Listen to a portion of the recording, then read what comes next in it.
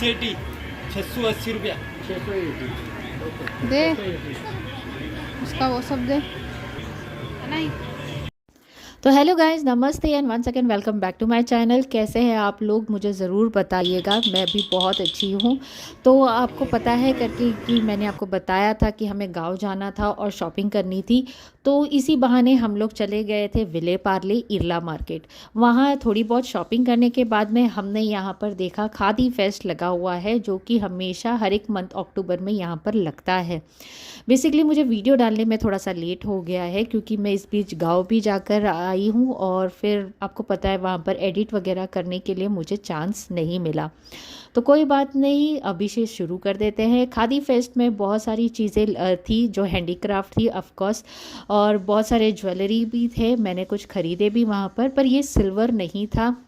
जिस हिसाब से ये चमक भी रहा था तो मुझे ऐसा लगा था शायद से ये सिल्वर है, बट ये सिल्वर नहीं था। एज़ पर द प्राइस तो बिल्कुल भी नहीं था।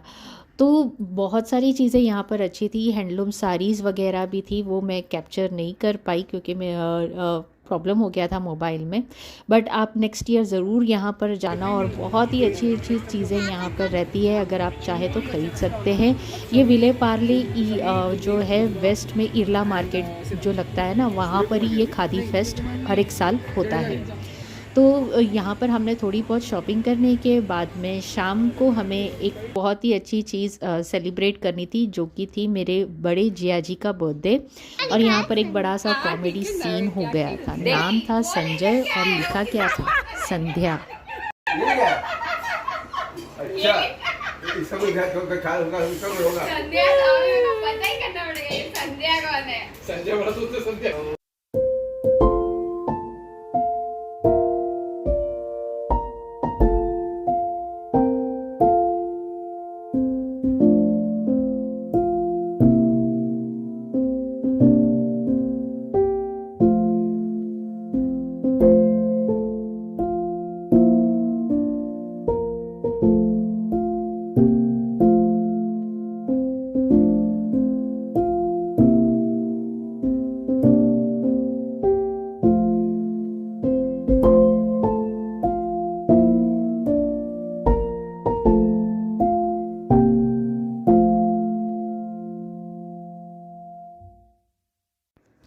बर्थडे सेलिब्रेशन सिर्फ केक कटिंग, खाना पीना, यही सारी चीज़ें नहीं होती।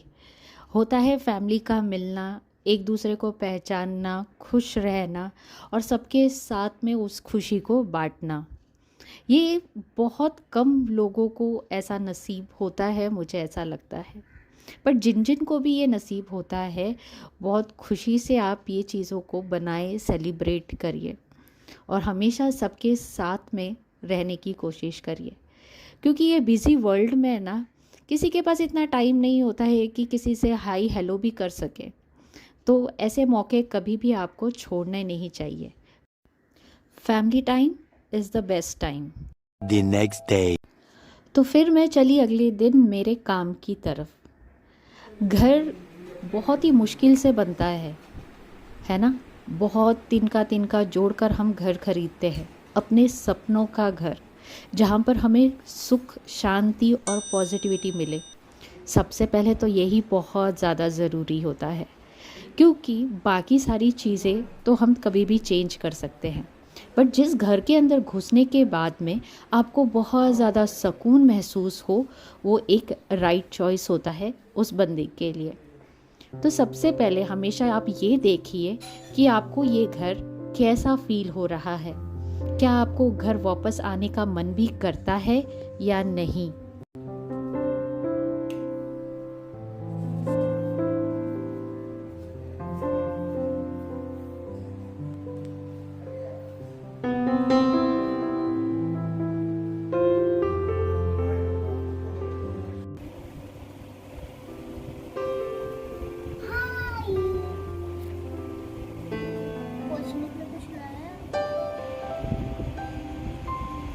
पूरा उसमें लगाओ अच्छी तरीके से। हाँ, पूरा।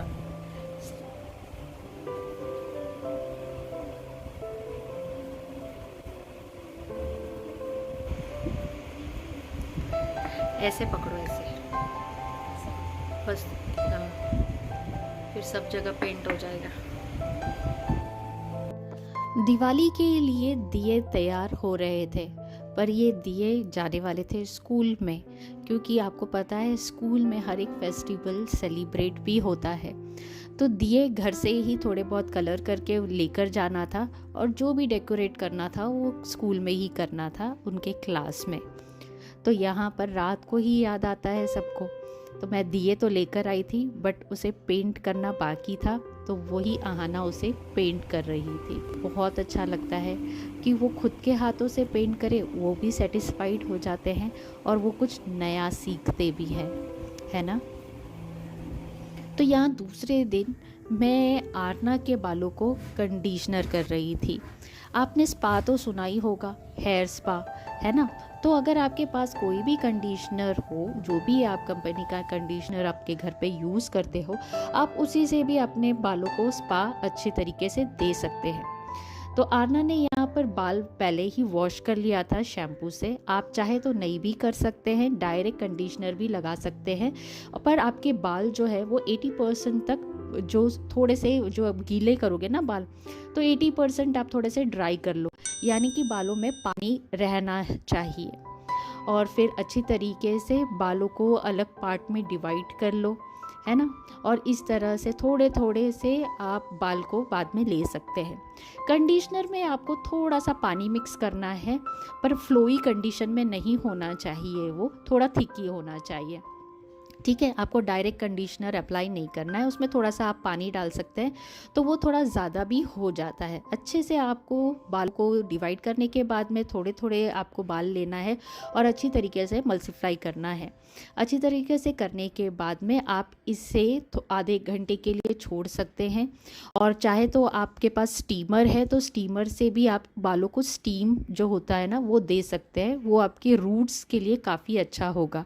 फ़िलहाल मेरे पास अभी स्टीमर नहीं था, तो फिर मैंने सिर्फ मल्सीफाई अच्छी तरीके से उसको कंडीशनर को कर दिया और आधे घंटे के लिए इसको लगाकर मैंने छोड़ दिया था, क्योंकि आरना के जो बाल है वो थोड़े से ड्राई हो गए थे। और स्कूल जाते हैं बच्चे, हमेशा तेल लगा हुआ रहता है बालों में, जो कि अच्छा नहीं होता है, पर वॉश करने के बाद में भी जो थे बाल वो ख़राब हो रहे थे। तो इस तरह से आप अपने बालों पे भी ये ना कंडीशनर लगा कर रख सकते हैं। अच्छी तरीके से सॉफ्ट हो जाते हैं बाल और बहुत ही हल्के लगने लगते हैं। और फिर बाद में आधे घंटे के बाद में आप धो लो।